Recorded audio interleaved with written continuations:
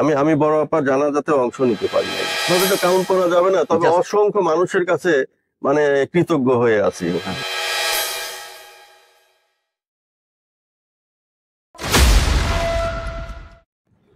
সুপ্রিয় দর্শক, Bangladesh research analysis and information নেটওয়ার্কের ধারাবাহিক যে অনুষ্ঠানটি আমরা করছি লড়াই নিরন্তর নামে, তার আরেকটি পর্বে আপনাদের স্বাগত জানাচ্ছি।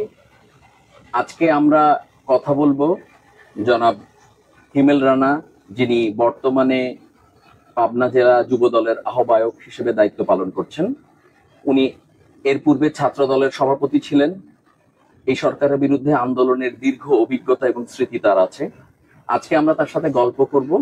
আমরা জানার চেষ্টা করব বিগত সময়ে কি এবং অত্যাচার নির্যাতনের মধ্যে দিয়ে উনি ওনার ব্যক্তিগত এবং পারিবারিক জীবন, একই সাথে ওনার সাংগঠনিক জীবনকে অতিক্রম করেছেন।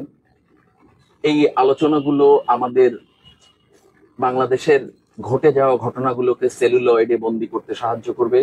আমাদের পরবর্তী প্রজন্ম জানবে যে কি ভয়াবহ দানবীয় একটি স্বৈরাচারের হাতে নিষ্পেষিত জনগণ প্রতিরোধ গড়ে তুলেছিল। আমরা কথা বলছি জনাব হিমেল রানার সাথে। আমি প্রথমে ওনাকে আপনাদের সাথে পরিচয় করিয়ে দিব। হিমেল ভাই, আপনি ভালো আছেন? জি স্যার। আপনি প্রথমে আপনার পরিচয়টা দেন। আপনি আপনার রাজনৈতিক এই ক্যারিয়ারে কিভাবে শুরু করলেন, কিভাবে ধীরে ধীরে এখানে চলে আসলেন, আমরা প্রথমে আপনার পরিচয়টা জানতে চাই। আমার নাম ইলিয়াস আহমেদ হিমেল রানা। হিমেল রানা নামে আমি অধিক পরিচিত, এটাকে নিকনেম বললে বলতে পারেন। আমি 90-এর যখন এরশাদ বিরোধী আন্দোলন হয়, ওই সময় আমি প্রথম মিছিলে যাই, মানে মিছিলে ঢুকে পড়ি, বুঝে হোক না বুঝে হোক আমি মিছিলে ঢুকে পড়ি। মিছিলে প্রথম স্লোগান ছিল জেলের তালা ভাঙবো, নিরু ভাইকে আনবো, রক্তের বন্যায় ভেসে যাবে অন্যায়, লড়াই লড়াই লড়াই চাই, লড়াই করে বাঁচতে চাই। এই স্লোগানগুলো ওই আমাদের কিশোর মনে ভীষণভাবে প্রভাব ফেলেছিল, দাগ কেটেছিল। ওই সেই থেকেই মিছিলে ঢুকে পড়া। আর আমি ওই অল্প বয়সেই আমি মনে করি যে আমার উপরে খুবই প্রভাব রেখেছিল রাজনীতির প্রতি, মিছিলের প্রতি বিশেষ করে আগ্রহী হওয়ার জন্য। সমরেশ মজুমদারের কয়েকটি উপন্যাস আপনিও নাম শুনে থাকবেন, উত্তরাধিকার, কালবেলা, কালপুরুষ, গর্ভধারিণী, অন্যান্য অনেক উপন্যাসের সাথে এই উপন্যাসগুলো আমি ওই বয়সে পড়ে ফেলেছিলাম, যে কারণে আমার মনে হয়েছে যে অনিমেষ নামে যে একটা ক্যারেক্টার আছে উত্তরাধিকার, কালবেলা, কালপুরুষে, সেই ক্যারেক্টারটা আমার মধ্যে খুবই প্রভাব রেখেছিল। ওই ওই গল্পে ওই ক্যারেক্টাররা যারা পড়েছেন তারা জানেন, আর যারা পড়েননি তারা জানবেন যে ওই ওই খেটে খাওয়া মানুষের পক্ষে লড়াই, সংগ্রাম, মিছিল, ন্যায়ের পক্ষে লড়াই, মিছিল, তাদেরকে দমনের জন্য রাষ্ট্রের চেষ্টা, পুলিশের হামলা, মিথ্যে মামলা, এই নানান কিছু ওই ওই ক্যারেক্টার উপন্যাসের মধ্যে রয়েছে। পরে যখন আমরা এই মিছিলগুলোতে ঢুকে পড়লাম, তখন আমাদের, বিশেষ করে আমার কাছে ওই রকম মনে হতো যে আমিও এরকম একটা অন্যায়ের বিরুদ্ধেই বা ন্যায় বা সত্য প্রতিষ্ঠার জন্য লড়াই করছি। তারপরে তো আমি খুব ছোটবেলায় পাবনা জেলা ছাত্র দলের সাংগঠনিক কমিটিতে অন্তর্ভুক্ত হই। প্রথম আমি জেলা ছাত্র দলের, সেটা এটা খুব সম্ভবত 91-এর পরে। আচ্ছা, আপনার বয়স কত তখন? জেলা ছাত্র দলের সহ সমাজসেবা সম্পাদক হিসাবে আমি প্রথম। আমার বয়স তখন কত হবে, এই 18 প্লাস, 19-20-এর কাছাকাছি। মানে এসএসসি পড়েন তখন? এসএসসি পার করেছি, জাস্ট পার করেছি। তো এরকম সময়ে আমি সাংগঠনিকভাবে দায়িত্বপ্রাপ্ত হয়ে তৎকালীন সংগঠনের পক্ষে যে সকল মিছিল, মিটিং, এগুলো রাজনৈতিক কার্যক্রমে আমি অংশগ্রহণ করতাম। পরবর্তীকালে আমি পলিটেকনিক ইনস্টিটিউটে ভর্তি হই, সেখানেও আমি সহক্রিয়া সম্পাদকের দায়িত্ব পালন করি, মানে ছাত্র সংসদের এজিএস এর দায়িত্ব পালন করি। ভিপি নির্বাচন হওয়ার কথা ছিল, হয়নি। আমি ভিপি নির্বাচনে অংশগ্রহণের জন্য নমিনেশন দিয়েছিলাম।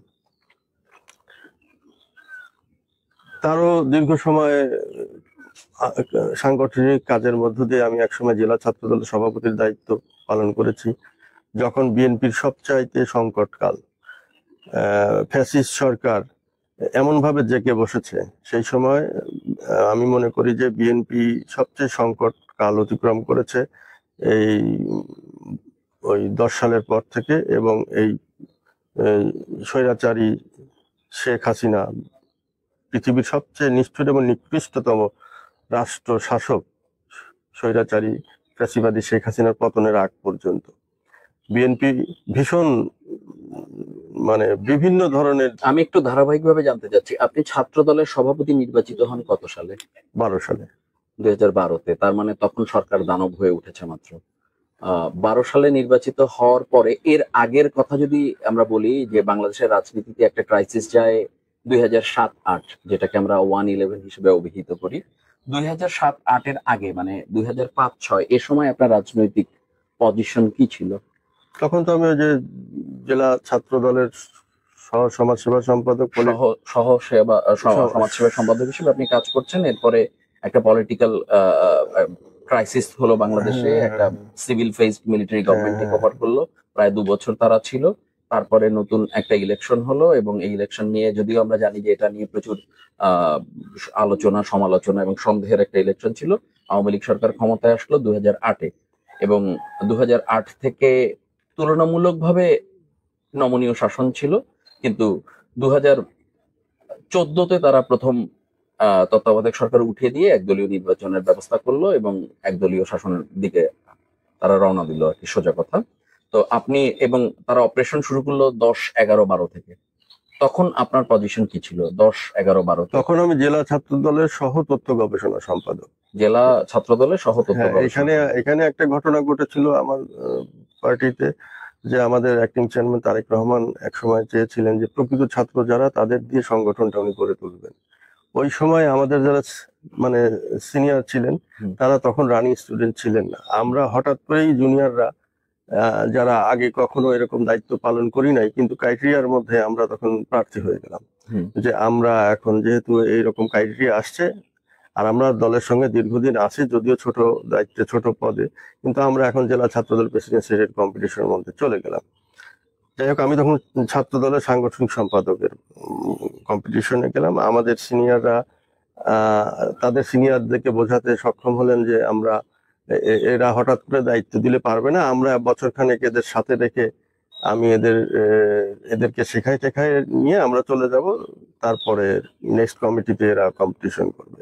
তো সেইখানে আমি এই শুধু কম্পিটিশন করেছিলাম জন্যই আমাকে সহ তথ্য গবেষণা সম্পাদক পদ দিয়েছিলেন। হয়তো তারা যদি আমাকে ওই কমিটিতে জয়েন্ট সেক্রেটারি দিতেন, ভাইস প্রেসিডেন্ট দিতেন, তাদের এই কমিটির সৌন্দর্য বাড়তো। তো পার্টির ভেতরেও এক ধরনের কিছু ব্যাপার থাকে, টানাপোড়েন থাকে, যে আমার আগের পদটা কিন্তু সহ সম্পাদক হলেও এই সহ তথ্য গবেষণা সম্পাদকের থেকে বড় ছিল এজ এ পেপার পজিশন অনুযায়ী।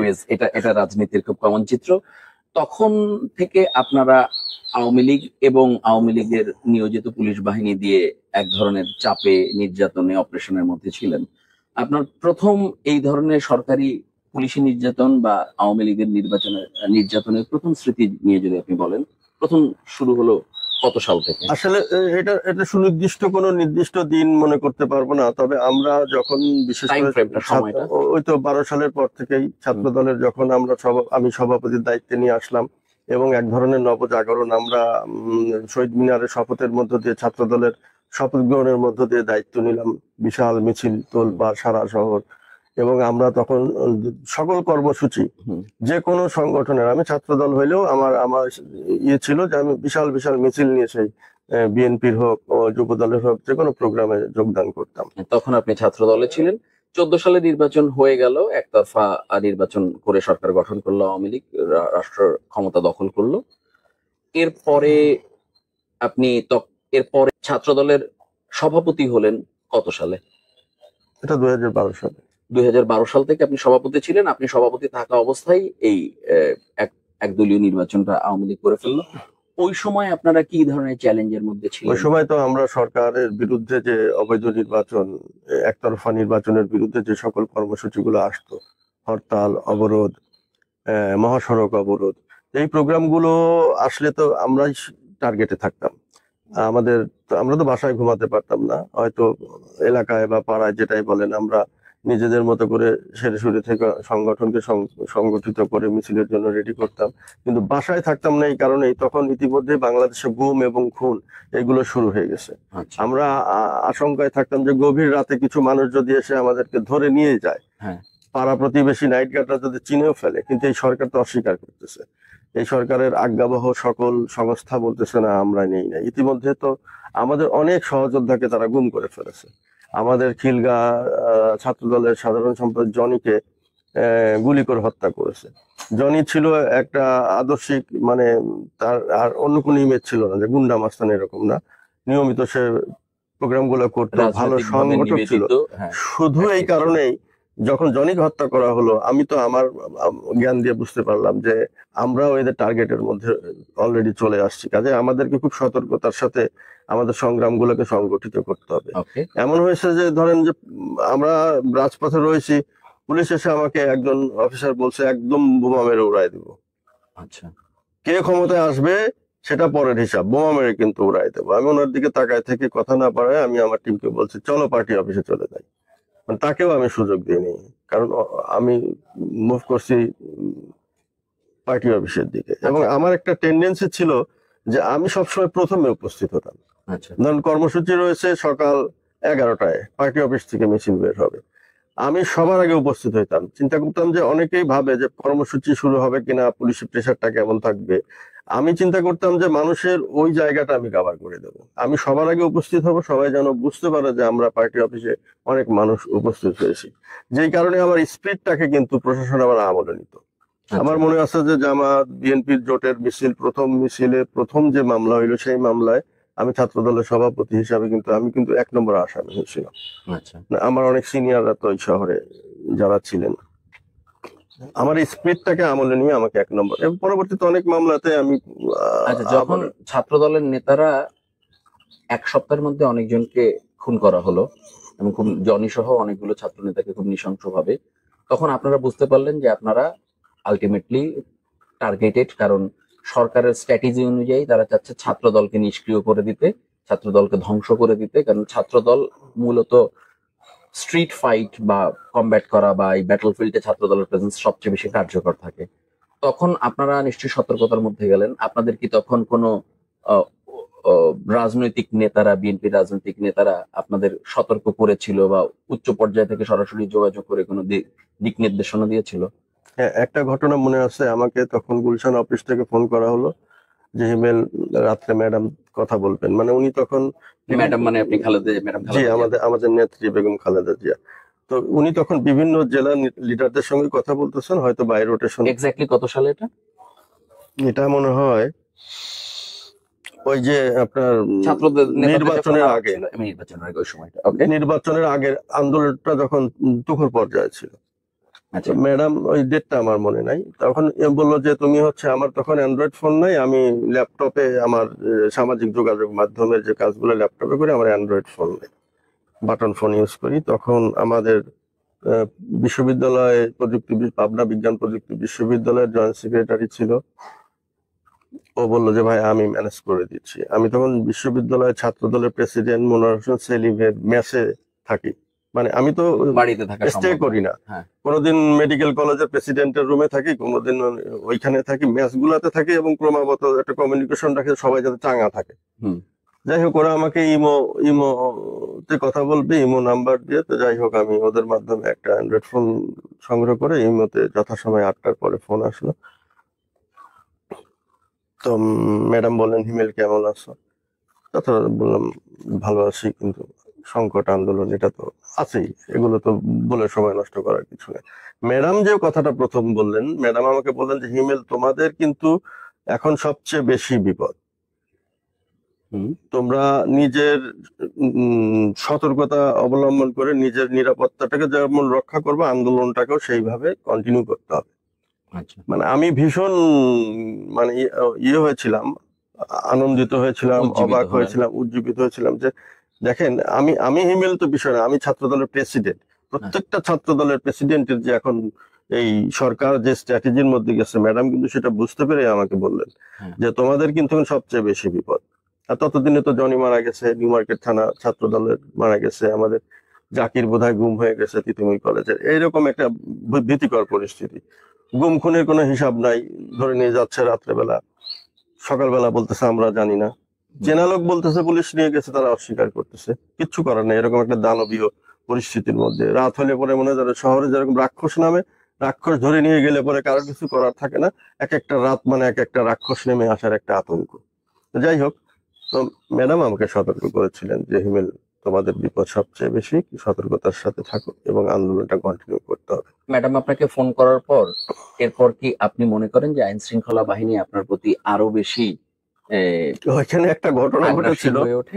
যে আমাদের যে জুনিয়ররা, হ্যাঁ, সবাই তো জানতো না, দুই একজন যারা জানছিল তারা গিয়ে আবার খুব আনন্দের সাথে হ্যাঁ। তার বন্ধু মহলের মধ্যে, মানে রাজনৈতিক সার্কেলের মধ্যে খুব আনন্দ অথবা গর্বের সাথেই তারা খুব খবরটা বলছে, ম্যাডামের সঙ্গে হিমেল ভাই রাতে কথা হয়েছে, ম্যাডাম ফোন দিছিল। আমাকে এসে যখন বললো যে ভাই সবাই তো খুব খুশি, কেন, যে ওদের জানালাম ম্যাডাম ফোন দিছিল আপনাকে, তখন তো আমি একটু টাসকি খাই গেলাম এবং বুঝলাম যে আমাকে তো আরেকটু সতর্ক হয়ে যাইতে হবে, কারণ এটা যখন প্রশাসন জানতে পারবে তখন তো ওরা আবার হরিণ কানা হবে, কুত্তা পাগল হয়ে আমাকে খুঁজবে। তা আমি আরো একটু সতর্ক হয়ে গেলাম এবং সতর্কতার সাথে প্রোগ্রাম গুলা করি। এবং আমাদের একটা বিশ্বাস ছিল যে যখন আমরা কর্মসূচি তো করতে হবে, সতর্কতার সাথে আত্মগোপনেও থাকতে হবে। একটা হিউজ পরিমাণ কর্মীদের সাথে যখন মুভ করতাম তখন আমাদের একটা কনফিডেন্স ছিল যে এই গ্যাদারিং এর মধ্যে আমাদেরকে ধরার জন্য প্রশাসন অ্যাক্টিভিটিসে যাবে না। তো ওইরকম একটা পরিস্থিতির মধ্যে দিয়ে ঢুকে আমরা কর্মসূচি গুলো করতাম, বের হইতাম ওইরকম একটা ফিগারের সাথে এবং বিভিন্ন ভাবে কৌশলে বিভিন্ন জায়গা থেকে আমরা। তখন প্রশাসন আপনাকে ধরার জন্য আরো বেশি অ্যাক্টিভ হলো, আরো বেশি আপনি টার্গেটেড একজন মানুষ হয়ে গেলেন। ওই সময় কি আপনি আপনার বাসায় থাকতে পারতেন? প্রশ্নই আসে না, আমি তো এক জায়গায় 2-3 দিন বেশি থাকতাম না। মানে এটা কতদিন ধরে এরকম করা লাগছে? এইটা হচ্ছে কি, যখন এই নির্বাচনের আগে যখন আন্দোলন গুলা বেশি হয়, যে এই নির্বাচনে আমরা হচ্ছে প্রতিবন্ধকতা হয়ে জনগণকে সাথে নিয়ে এই নির্বাচনটা করতে দেব না, বা যখন একটা আন্দোলন চূড়ান্ত পর্যায়ে থাকছে সেই সময় প্রেশারটা বেশি আসছে। যখন তারা আমাদের গোয়েন্দা লাগায় খুঁজতেছে, যখন তারা আমাদের আশেপাশে লোক তৈরি করে ফেলছে যে খবর দিলে টাকা পাবি, যাদেরকে দিয়ে তারা খবর দেওয়ার চেষ্টা করতেছে তাদের থেকে কেউ আবার জানাই দিচ্ছে ভাই আমাদের এই 5 জনকে কিন্তু নিয়ে বসছিল, আপনার খবর দিতে পারলে পুরস্কার আছে ইত্যাদি, আপনি এই বাকি 4 জন থেকে সতর্ক থাকেন। 5 জনকে নিয়ে যারা একজন আবার কেউ না কেউ আমাদেরকে জানাচ্ছে। এর মাঝে আমি তখন একটু পরিস্থিতিটা আরো একটু ভয়াবহ। এর মধ্যে আমাকে, আমার মনে আছে যে আমাকে একজন খবর দিল, মানে কিছু তো কানেক্টিভিটি তো থাকতে হয় মাঠের সঙ্গে, যে আমাদের সেই সময় জেলা বিএনপির যুগ্ম সম্পাদক নূর মোহাম্মদ মাসুম বগা ভাই ভীষণ ভাবে খুঁজতেছেন, আমাকে কিছু বলতে চায়। সে বলেছে যে হিমেলের যেখানে যখন খুব সুবিধা হবে সেই জায়গায় যেন সে জানায়, আমি নিজে আসবো, ওর সঙ্গে আমার জরুরি কথা আছে। আপনি তখন পালানো না, আমি আত্মগোপনে। আচ্ছা, আমার মতো আমি সতর্ক, শহরের ভেতরে আছি। আচ্ছা, ফোন বন্ধ, মানে আমার রেগুলার ফোন তো বন্ধ। আচ্ছা, আপনাকে ডিরেক্ট কমিউনিকেট করা যাচ্ছে না, মানে আত্মগোপনের স্ট্র্যাটেজি অনুযায়ী আপনি নিজেকে অ্যাক্সেসিবল রাখেননি, কারণ আপনি ফোন অন করে রাখলে আপনাকে ট্র্যাক করতে পারবে, অথবা সবাই আপনার অবস্থান জানলে পুলিশ অথবা আমার কাছের সবাই জানে না আমি কোথায় আছি। স্বাভাবিক, এটা নিরাপত্তার জন্য। বগা সাহেব আপনাকে খুঁজছিল একটা তথ্য দেওয়ার জন্য। হ্যাঁ, তখন আমি আমার মতো করে রাত্রে 8টার পরে বগা ভাইয়ের সঙ্গে এক জায়গাতে আমি কানেক্ট হলাম আর কি, বিভিন্ন ভাবে তাকে নিয়ে এসে কানেক্ট হলাম। তো বগা ভাই আমাকে যে বললো যে হিমেল, তৎকালীন ডিবির ওসি ছিল ইয়াসিন ভাই, বললো ইয়াসিন ভাই ডাকছিল, ইয়াসিন ভাই বললো যে আপনি হিমেলকে তথ্যটা পৌঁছান, যে ওকে তো আমাদের গ্রেপ্তার করতেই হবে। হিমেলের যেহেতু প্রেস ক্লাব সহ সাংবাদিকদের সঙ্গে বেশ সামাজিক যোগাযোগ আছে, কয়েকটা টিভি চ্যানেলের সামনে দিনের বেলায় ও জাস্ট আমরা ওকে ধরবো, সাথে সাথে থানায় দিয়ে দেবো, থানার সাথে সাথে জেলে দিয়ে, মানে রেকর্ড থাকবে যেন গুম না করে। রাইট। কিন্তু ভাই আমরা যদি রাতে পাই ভাই, আমরা নিয়ন্ত্রণে আমাদের নাও থাকতে পারে। আচ্ছা, তা আমি বগা ভাইকে বললাম যে বগা ভাই, আমি কোনো ফরমেশনে আমি মানে প্রশাসনের কাছে ধরা দেব না, আমি ধরা পড়ি সেটা ভিন্ন বিষয়, কিন্তু আমি ধরা দেব না, কারণ আমাকে আমাকে আমার সংগ্রামও চালাইতে হবে। এই মুহূর্তে আমি ছাত্র দলের প্রেসিডেন্ট কোনো ফরমেশনের ভিতরে চলে গেলে পরে এই আন্দোলনের গতি কমে যাবে। আর আমি যদি রাজপথ থেকে গ্রেপ্তার হই, সেটা আমার অন্য কর্মীদের জন্য সাহস যোগাবে, ইন্সপিরেশনের কাজ করবে। কারণ আমি তো তাদেরকে সেভাবেই রেডি করছি যে দেখো ছাত্র দলের প্রেসিডেন্ট আমি, আমার এটা নৈতিক দায়িত্ব এই আন্দোলনটার কর্মসূচি গুলাকে কন্টিনিউ করা এবং সেখানে আমার তোমাদের সহ থাকা। তাদের যে গতিটা আছে সেই গতিটা নষ্ট হবে, আন্দোলনের ক্ষতি হবে। সেই থিং থেকে আমি বগা ভাইকে বললাম, বগা বললো যে দেখো এটা সম্পূর্ণ তোমার সিদ্ধান্ত, কিন্তু মানে আপনি ঝুঁকি নিলেন, আপনি সরকারের দেয়া যে প্রপোজাল ছিল আইন শৃঙ্খলা বাহিনীর, যে আপনি ধরা দিলে আপনাকে ক্রস ফায়ার দেওয়া হবে না অথবা গুম করা হবে না, আপনি at the presence of all medias আপনাকে ধরা হবে এবং জেলে দেওয়া হবে, এটা রেকর্ড থাকবে, কিন্তু আপনি সেটা অ্যাকসেপ্ট করলেন না। কারণ আপনি অ্যাকসেপ্ট করলে আলটিমেটলি আন্দোলন স্লো হয়ে যাবে এবং সংগঠনের অ্যাক্টিভিটিসটা নষ্ট হবে, প্রভাব পড়বে। তো তখন থেকে তো আপনাকে নিশ্চয়ই ধরার চেষ্টা করছিল, আপনি কি পালিয়ে বেড়াচ্ছিলেন? আমি আত্মগোপনে ছিলাম। কিরকম ধরেন আমি আমার আমার আমার বুদ্ধি মতো, আমার যোগাযোগ মতো আমি এমন এমন মানুষের ভালোবাসার ইয়েতে ছিলাম যে স্বাভাবিক মানুষ ধারণাই করতে পারে না যে হিমেল এখানে থাকতে পারবে। আচ্ছা। আর আমি যখনই একটা ডেরা থেকে বের হয়ে কর্মসূচি পালন করে যখনই আমি আবার হাইড হয়ে গেছি, আমি এক ডেরা থেকে বের হয়ে আরেক ডেরায় ফিরি নাই, আমার মতো করে একই জায়গায় রিপিট করেন না, আরেক জায়গায় আপনি রেডি কত থাকি। এরকম বাড়িতে আপনার থাকতে হয়েছে আপনি যদি টোটালটা কাউন্ট করেন? ওইভাবে তো কাউন্ট করা যাবে না, তবে অসংখ্য মানুষের কাছে মানে কৃতজ্ঞ হয়ে আছি। এত মানুষ আমাদেরকে হেল্প করছে, আর এজ এ ছাত্র দলের প্রেসিডেন্ট হিসেবে টিকে থাকতে গিয়ে এত মানুষের সহযোগিতা নিতে হয়েছে যে অনেক মানুষের কাছে ঋণী হয়ে গেছে। আপনি কি কখনো আত্মগোপন করার জন্য চরাঞ্চলে অথবা কোনো নৌকার মধ্যে অথবা কোনো বাগানের মধ্যে বিএনপি কর্মীদের কাছ থেকে যেগুলো শোনা যায়, এরকম পর্যায়ে আপনাকে যেতে হয়েছিল? নৌকা যেতে হয় নাই, তবে একবার ওই যে আমরা আন্দোলন খুব, ওই সময় প্রশাসনের খুবই চাপ, কিছু কিছু সময় থেকে ভীষণ চাপ, তারা মাটির নিচ থেকে হলেও আমাদেরকে পেতে চায়। এরকম একটা আন্দোলনের সময় তৎকালীন এমপি সাহেব, উনি হচ্ছে গোলাম ফারুক প্রিন্স, পার্টি অফিসের সামনে, তাদের আওয়ামী লীগের পার্টি অফিসের সামনে চেয়ারের উপরে দাঁড়ায় যে ইমেলদেরকে 48 ঘন্টার মধ্যে গ্রেপ্তার করতে হবে, একটা বাড়তি চাপ দিলেন বক্তব্যে আন্দোলনের কারণে। তারপর থেকে চাপটা অনুভব করলাম। আমি সবসময় করতাম কি, শহর থেকে 2-3 কিলো ফাঁকে যে দূরে আমি গ্রামের মধ্যে কোনো না কোনো শেল্টারে চলে যেতাম। তো আমি তখন ছাত্র দলের প্রেসিডেন্ট, আমার থানা ছাত্র দলের সভাপতি কামরুজ্জামান প্রিন্স, ওদের আবার দাদার বাড়ি হলো ওই রাখালগাছি নামে একটা গ্রাম, শহর লাগোয়া দাপনিয়া ইউনিয়নে। কথা হলো প্রিন্স বললো যে ভাই আপনি আমার এখানে চলে আসেন, শহরের চাপ বেড়ে গেছে। আচ্ছা, আপনি বলছিলেন আপনার আত্মগোপনের একটা সময়ের কথা, যে প্রচন্ড উত্তপ্ত পরিস্থিতি, আপনাকে গ্রেপ্তার করার জন্য প্রশাসনের উপর লোকাল এমপি উনি চাপ দিচ্ছিলেন, ওনার নাম প্রিন্স সাহেব আমি ভুল না করলে, এবং তাতে আপনার আত্মগোপন করা ছাড়া কোনো উপায় ছিল না, কারণ প্রশাসন প্রথমত আপনাকে তো ধরতে চাচ্ছিল, উপরন্ত স্থানীয় এমপির প্রেসার ছিল। তখন আপনি কিভাবে আত্মগোপনে ছিলেন তার ঘটনাটা আপনি আপনার মতো করে বলছিলেন, আপনি যদি। আমি আমার ওই যে আমার থানা ছাত্র দলের সভাপতি কামরুজ্জামান প্রিন্সের আহ্বান যে ভাই আপনি আমার গ্রামে চলে আসেন, এদিকটা আমাদের চেনা জানা, আপনি এখানে থাকবেন, কয়েকদিন থাকলে নিরাপদ থাকবে। আমিও ডাকে চলে গেলাম, কারণ ওদের বাপ দাদাদের একটা প্রভাব গ্রামে আছে, অবশ্যই প্রভাবশালী পরিবার। তো প্রিন্স তার আমাদের এখন যুবদল করে জাকির বাসায় আমাকে থাকতে দিল, জাকির বাসায় আমি আসি। তো এই 2-3 দিন থাকার পরে হঠাৎ করে খবর আসলো, আমি তো বাড়ি থেকে বের হই না, সন্ধ্যার পরে হয়তো গ্রামের এদিকে ওইদিকে নিরাপদে ওদের সাথে একটু হাঁটাহাঁটি করি, দিনের মধ্যে বাড়ির মধ্যে থাকি। এর মধ্যে খবর আসলো যে এই গ্রাম রাখালগাছিতে পুলিশ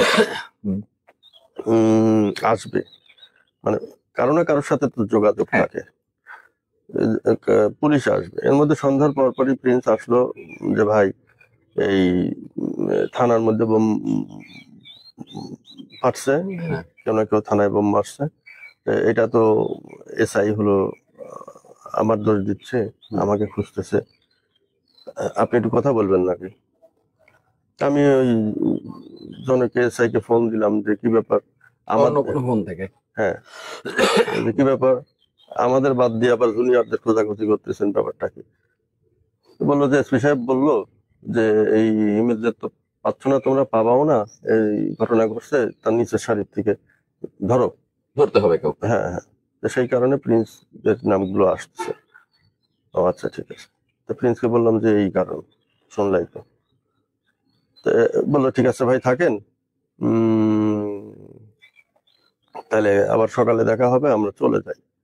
এর মধ্যে আমি বললাম যে শোনো, আমার তো কয়েক রাত ভালো ঘুম হচ্ছে না, আজকে একটু ফ্রেশ ঘুম দরকার। তো ওখানে আরেকটা ছেলে ছিল, তার কাছে আবার ইয়ে ছিল, ওই যে রিবোট্রিল নামে একটা ওষুধ ছিল, হুম। যে ভাই এটা খান, এটা খেলে আপনার ভালো ঘুম হবে, সকালে ঘুমের ইয়ে থাকবে না, সাইড ইফেক্ট থাকবে না। আমি বলি দাও, পানি দিয়ে খাবো। ও আবার বললো যে ভাই এটা জিভ দিয়ে আপনি চেটে চেটে খান, স্নায়ুতে ভালো ইফেক্ট করলে দ্রুত এবং দ্রুত তাড়াতাড়ি কার্যকর একটা ঘুম আসবে। কার্যকর ঘুম আসবে। আমি just ওষুধটা ওই রকমই, যে ঘুম আসার 5 মিনিট আগে হয়তো হুম। জিবা দিয়ে খাবো, তো ওরা চলে গেছে। রাত্রে 12টার কাছাকাছি সময় আমি ভাবলাম তাহলে ওষুধটা খাই। ওষুধটা আমি খাচ্ছি, এই খাওয়া অবস্থায় প্রিন্সটা আবার আসলো যে ভাইয়া একটা নিউজ আসছে যে রাখালগাছি গ্রামটাই আজকে পুরা গ্রাম কর্ডন করা হবে। কর্ডন করা হবে। আমার তো টার্গেট আছে, ওরা ধারণা করতেছে যে হিমেলও প্রিন্সের আশেপাশে আছে।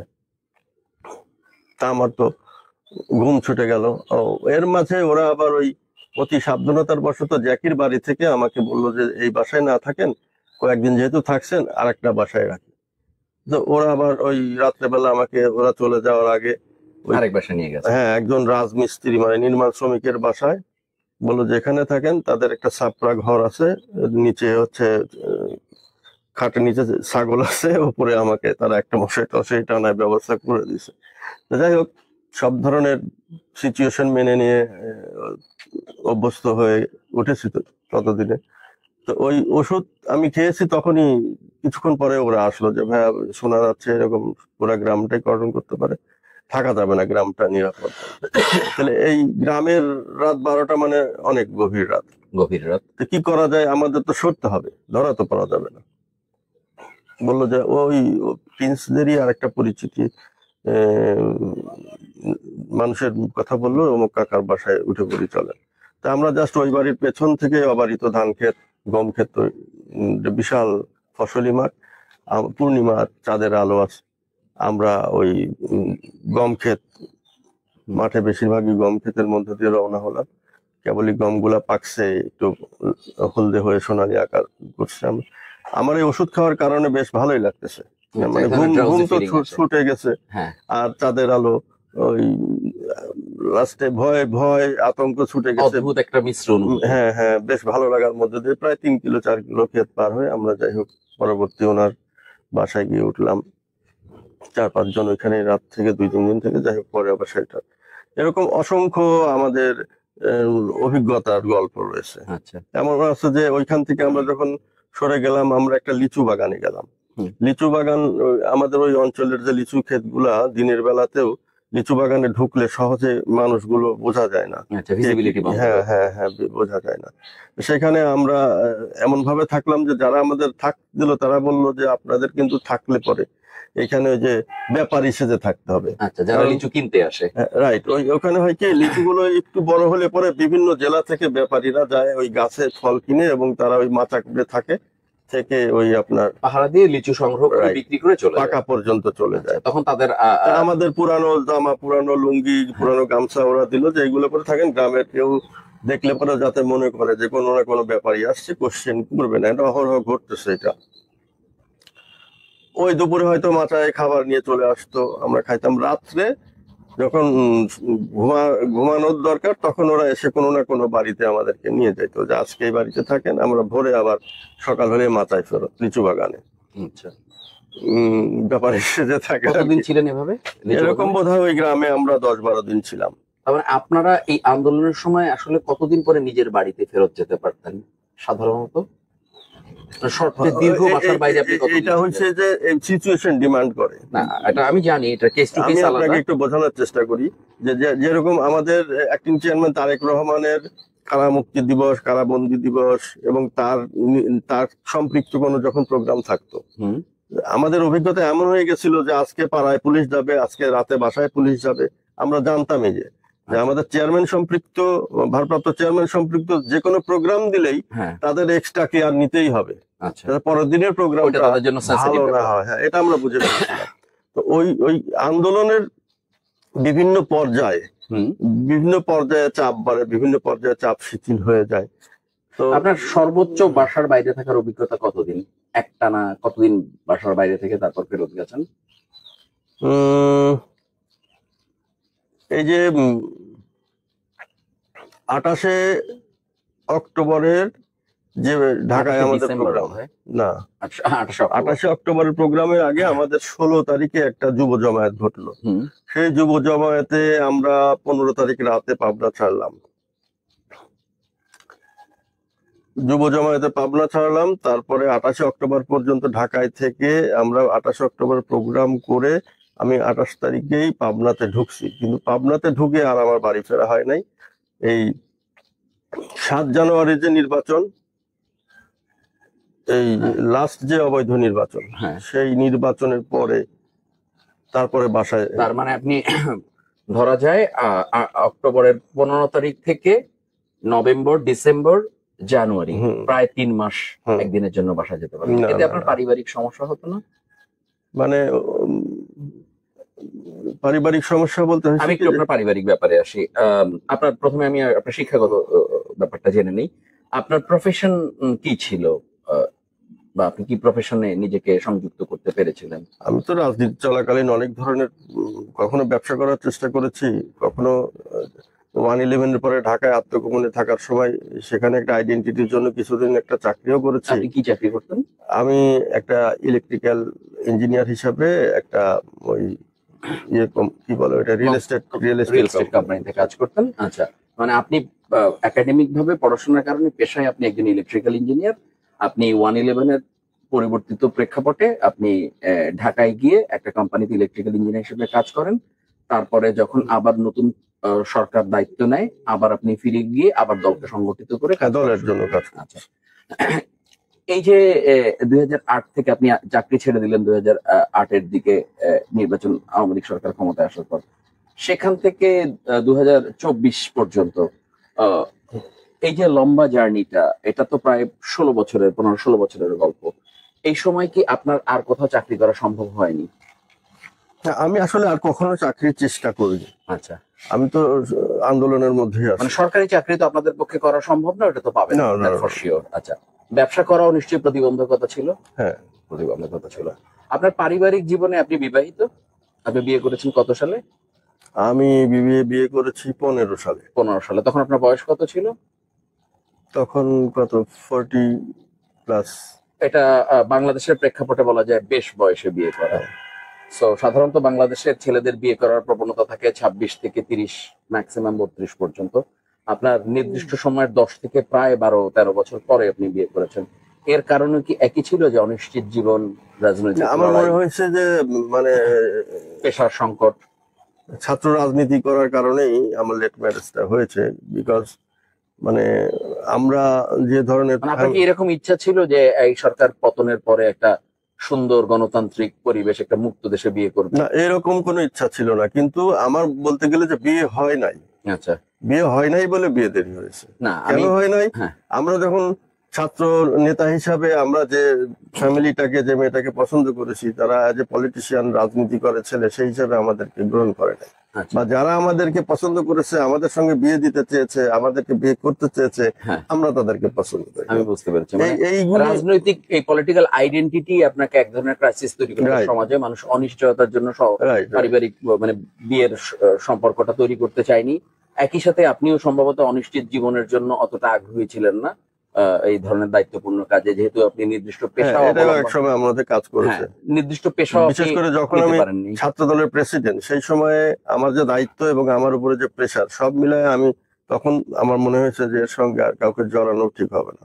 যদিও চেষ্টা করলেও সেটা সাকসেসও হচ্ছিল না। আবার মনের মধ্যে এরকমই একটা অনুভূতি কাজও করেছিল এই সময়। তার মানে গত 15 বছরে আপনার জীবনটা আসলে ছিল দলকে সংগঠিত করা, মানুষকে উজ্জীবিত করা, এই সরকার যে অবৈধ, তার বিরুদ্ধে লড়াইটা চালিয়ে যেতে হবে, এই মানুষগুলোকে সবসময় একত্রিত করে রেখে তাদের মধ্যে হতাশা যেন না আসে সেটাকে আহ, নিয়ে চেষ্টা করা, এবং মূলত একটা সুসময়ের জন্য অপেক্ষা করা, যে নিশ্চয়ই এমন একদিন সময় আসবে যে সময়টায় আমরা সবাই মিলে এই জগদ্দল পাথরকে সরাতে পারবো।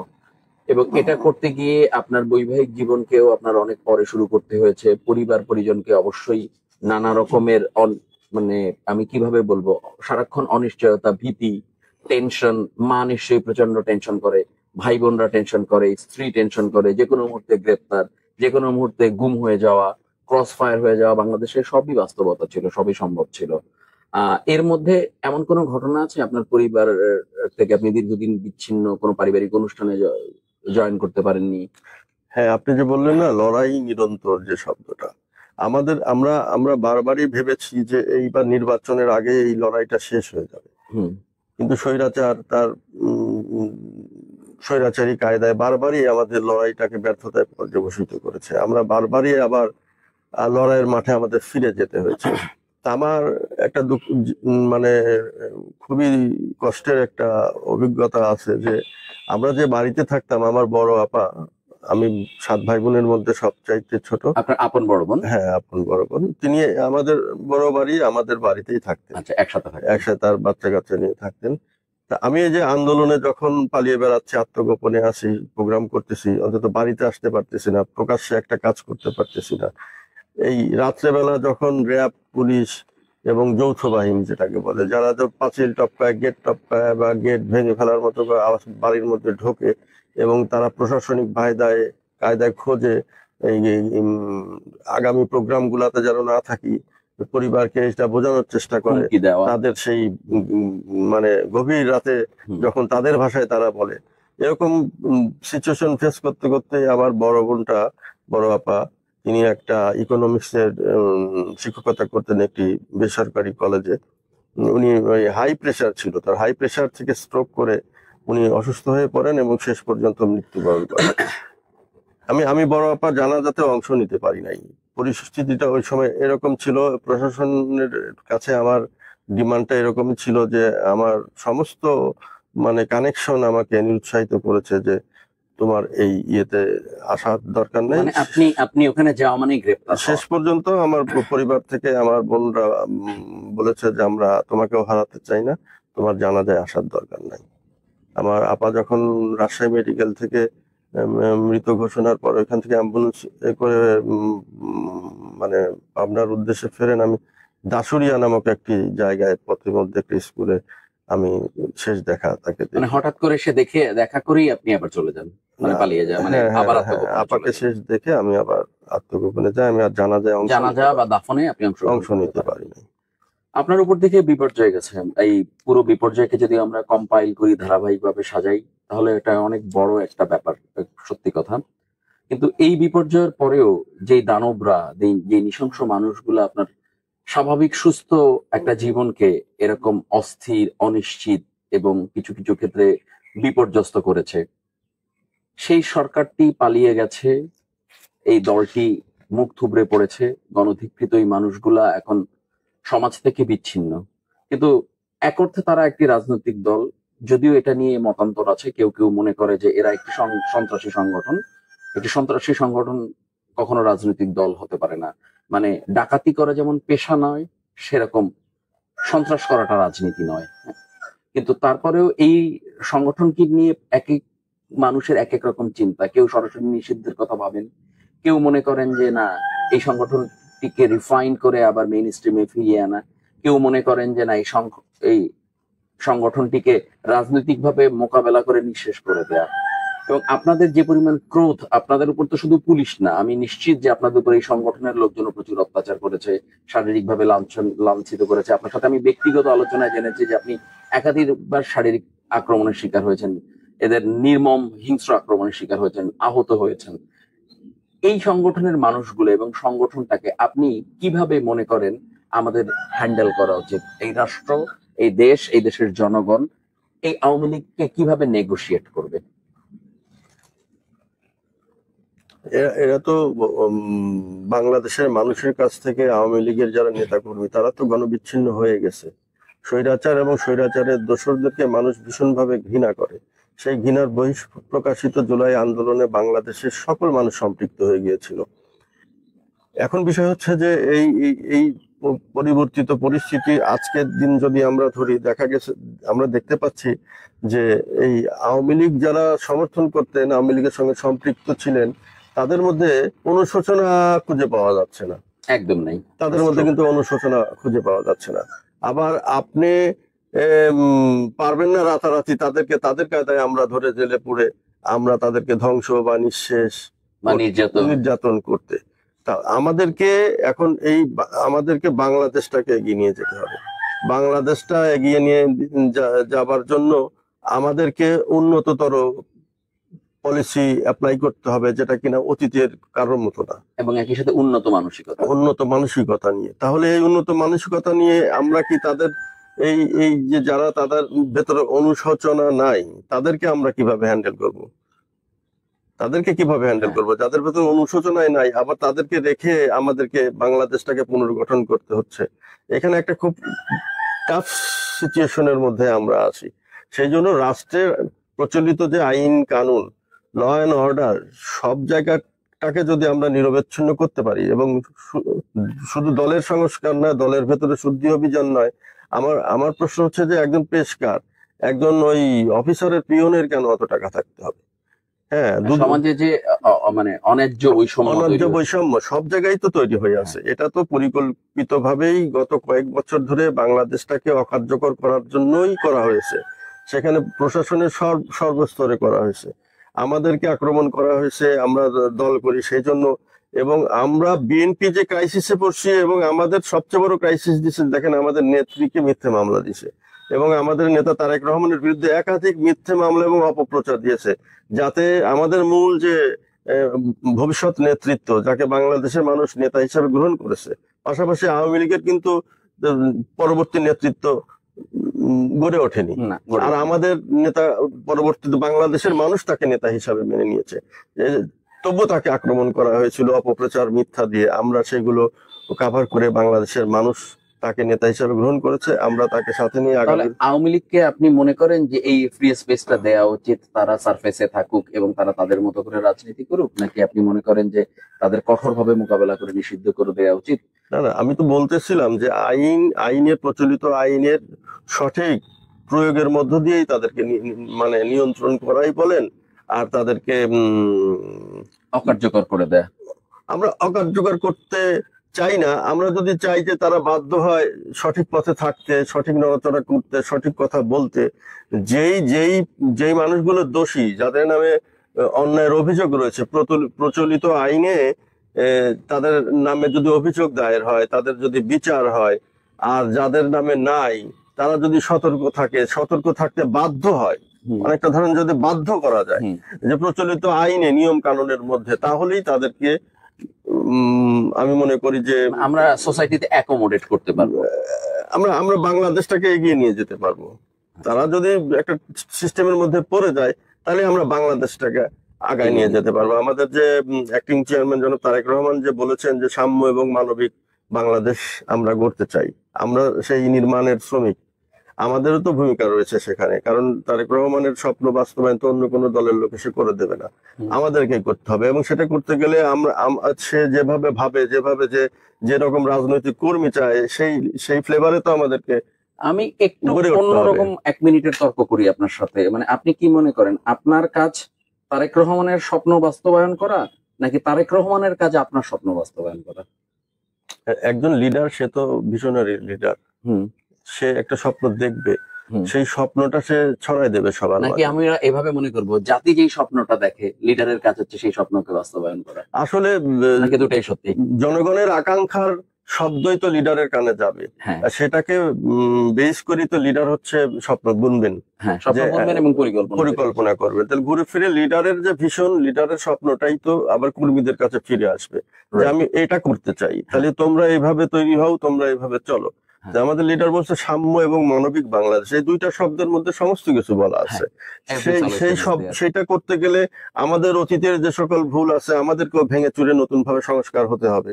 আমাদেরকে আত্মসমালোচনা করতে হবে, আমরা যেন আমাদের লিডারের স্বপ্নের কারিগর হতে পারি। সেই জন্য তিনি প্রতিনিয়ত কিন্তু আমাদেরকে ব্রিফ করতেছেন, কেমন করে চলতে হবে, কেমন করে ডিল করতে হবে, মানুষকে জয় করতে হবে, মানুষকে ভয় দেখিয়ে প্রভাবিত করে, মানুষকে বাধ্য না করে, তাদেরকে সেবা দিয়ে, তাদেরকে কখনো কখনো ক্ষমা করে, ক্ষমা করে, মহত্ব দেখিয়ে। রাইট। এটা এটা এটা এটা করলে আমরা আমাদের আমি আপনার কথাটা বুঝতে পেরেছি। আমরা শেষ পর্যায়ে চলে এসেছি। প্রিয় দর্শক, যিনি আমাদের সাথে এতক্ষণ কথা বললেন, জনাব হিমেল রানা, পাবনা জেলার যুব দলের আহ্বায়ক, ছাত্র দলের সভাপতি ছিলেন। উনি পেশায় একজন ইলেকট্রিক্যাল ইঞ্জিনিয়ার। উনি ওনার চাকরি ছেড়ে দিয়ে নিজের বিশ্বাসের প্রতি মর্যাদা দিয়ে দেশ তৈরি করার জন্য আঞ্চলিক রাজনীতিতে সম্পৃক্ত হয়েছিলেন। ওনার উপর দিয়ে দীর্ঘ 15 বছরের ব্যাপক নির্যাতন এবং অপারেশনের মধ্যে দিয়ে অতিবাহিত করার অভিজ্ঞতা তার হয়েছে। আমরা জানতে পেরেছি ওনাকে দিনের পর দিন স্বাভাবিক পারিবারিক জীবন থেকে বিচ্ছিন্ন হতে হয়েছে। দিনের পর দিন কখনো কখনো বাগানে, কখনো কখনো পরিত্যক্ত নির্মাণ শ্রমিকের বাড়িতে, অজানা বিভিন্ন গন্তব্যে এক এক দিন এক এক জায়গায় থেকে এই আন্দোলনকে চালাতে হয়েছেন। উনি ওনার কোনো নির্দিষ্ট পেশা তৈরি করতে পারেননি এই সময়টায়, উনি চাকরি করতে পারেননি, উনি কোনো ব্যবসা প্রতিষ্ঠান তৈরি করতে পারেননি। এই ওনার বয়স, আপনার বয়স কত? এখন 50+, এখন 50-এর কাছাকাছি। তার মানে এই সরকার যখন ক্ষমতা নেয়, বিগত সরকার, এই দানব যখন ক্ষমতা নেয়, তখন ওনার বয়স 33 থেকে 34 বছরের টকবগে একজন তরুণ আজকে 50 বছর বয়সে এসে উপনীত হন। পুরো সময়টাই ছিল তার যুদ্ধের, লড়াইয়ের। এই মানুষটার জীবনের সবচেয়ে গুরুত্বপূর্ণ এই সময়টি ব্যয় করেছেন আমাদের একটি সুন্দর দেশ তৈরি করার জন্য, গণতান্ত্রিক পরিবেশ ফিরিয়ে আনার জন্য। এই দীর্ঘ লড়াইয়ে উনি ছিলেন বাংলাদেশের অসংখ্য রাজনৈতিক কর্মীদের মতো একজন কর্মী, যাকে আত্মগোপনে থাকতে হয়েছে, যাকে নির্যাতনের মুখোমুখি হতে হয়েছে, যাকে ক্রস ফায়ার অথবা গুমের আতঙ্ক নিয়ে প্রতিদিন জীবন কাটাতে হয়েছে। ওনার প্রিয়জনের মৃত্যুতে, ওনার আপন বোনের মৃত্যুতে উনি সেই বোনের জানাজা বা দাফনে অংশগ্রহণ করতে পারেননি। এই ভয়ঙ্কর পরিস্থিতির মধ্যে জনাব হিমেল রানার মতো আরো কয়েক লক্ষ মানুষকে যেতে হয়েছে। আজকের যে বাংলাদেশ আমরা ফিরে পেয়েছি, এই বাংলাদেশ ফিরে পাওয়ার জন্য যে মানুষগুলার অসাধারণ অবদান, অকল্পনীয় দৃঢ়তা এবং ভয়ঙ্কর সংকল্প ছিল, তিনি তাদের মধ্যে একজন।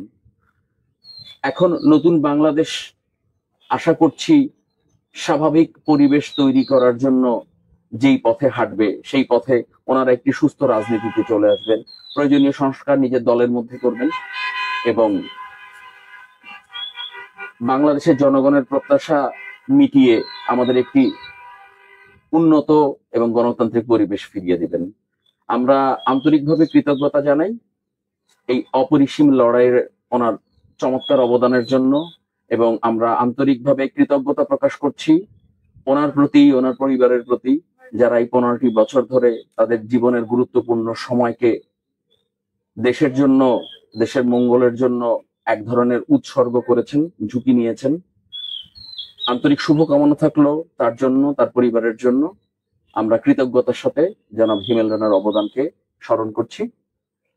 আশা করছি এরকম আরো যে মানুষগুলার নিরন্তর লড়াই, মশাল জ্বালিয়ে রাখা, মাটি কামড়ে পড়ে থেকে নিজের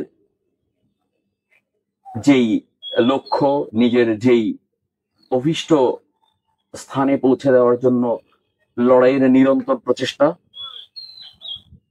তাকে আমরা অভিনন্দন জানাচ্ছি। আমরা জনাব হিমেল রানার প্রতি কৃতজ্ঞতা জানিয়ে আজকের এপিসোড শেষ করছি।